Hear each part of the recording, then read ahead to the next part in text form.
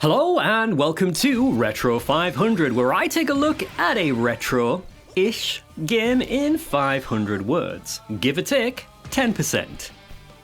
Did you know that the Xbox 360 is 18 years old? Do you feel old?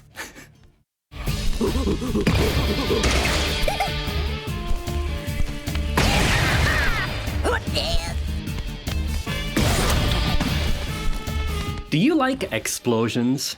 Do you like men? Then let's hop on over to the Xbox Live Arcade and splash the Microsoft cash on Twisted Pixel's Splosion Man, released in the ancient year of 2009. In the not too distant future, next Sunday AD, big science made a life form that could explode infinitely. But then it broke out of a research lab to achieve the life it'd never have. He did a good job blowing up the place. Now he's gonna grab the scientists and blast them into space.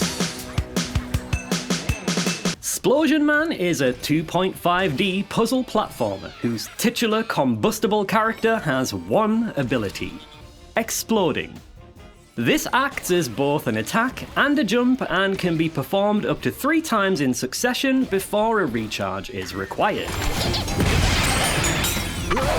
While the instant death traps throughout the stages always pose a threat, it's in this ashen state that Splosion Man is vulnerable to enemy attacks, such as turrets, taser drones, and lasers.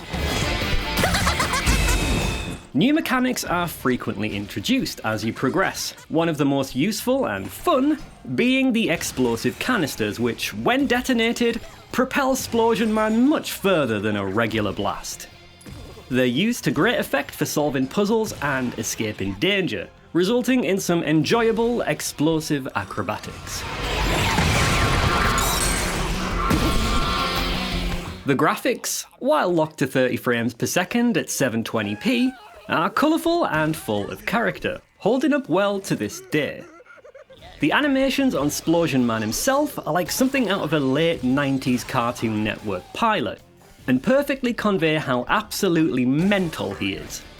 However, seeing these animations isn't always easy, as the camera likes to pull back to a ridiculous degree in order to get the current area in view.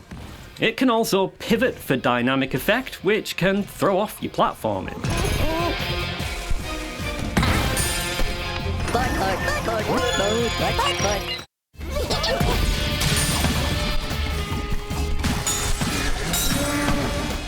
At the time Splosion Man was released, the Xbox Live Arcade imposed a 350MB size limit on its titles, and unfortunately, this resulted in the game suffering from a lack of visual variation. After defeating the first boss, I was ready for a brand new area, only to be greeted by a boring palette swap, which cheapens the game a little bit. The game's soundtrack doesn't have much in the way of catchy tunes, but it has a great style and gives me Pepsi Man vibes.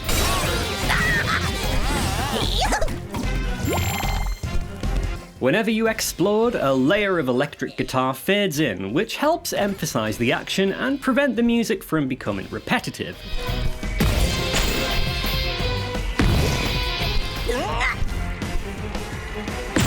The same, however, can't be said for Splosion Man's voice clips, as his insane jabber gets annoying quickly. I'd gladly trade a mute Splosion Man for more scenery.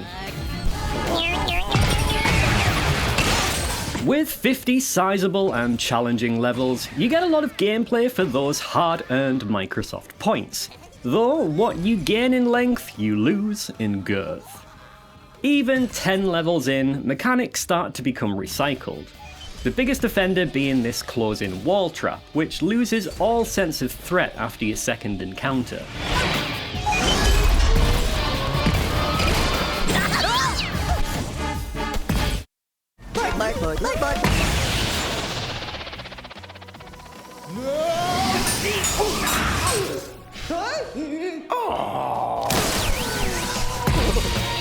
Despite its shortcomings, Splosion Man offers excellent value for money, holding up well some 14 years later, where it's still available to download for super duper modern consoles.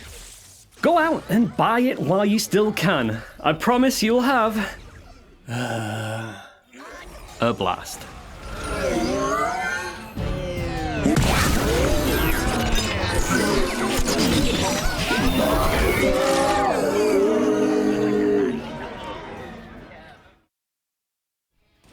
Hey, thank you so much for watching this episode of Retro 500. I hope you enjoyed it. If you did, please consider doing us a follow on Twitch, where I stream this retro bullshit once or twice a week. Currently, like once. I'm not too well at the moment. As I always say, 500 words doesn't give me much to work with, so I have to focus on only a few aspects of the game. If there's anything you think that I should have mentioned, please let me know down below in the comments. Until next time, thanks again for watching, take care of yourselves, and goodbye.